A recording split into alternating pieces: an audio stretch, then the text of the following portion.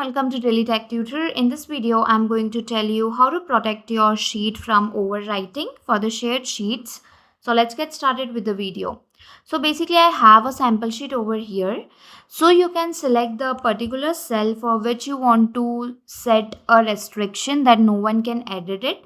The first thing, so once you have selected it, you can go to Data, Protect Sheets and Ranges. And here you can click on this Set Permissions and click on Restrict who can edit this range. In this, select only you and post that, click on Done. So here you will see this pop up. Once you have saved this, no one can make changes to this particular rows and column. The next thing is how we can save the particular data to prevent mistakes by using data validation. So for this, we can select this particular cell, a particular column. Then we are going to go on Data. Here we need to select Data Validation.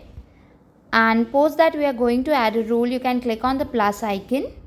Here we can set the various status and set their color from the drop down menu. So basically we have two status, done and pending over here. We can choose the color as well, whichever color we want to use. For example, for done I'm using green color. For pending I can use any color which you want. It's up to you. And then you have to click on the done icon. So what happens if you choose the drop down menu, the users cannot overwrite it since they get only two options over here. So for status we have chosen this. For the due dates we have used the restrictions, that is only we can, particular user can edit it, only one user. If the tutorial was helpful, please like and subscribe.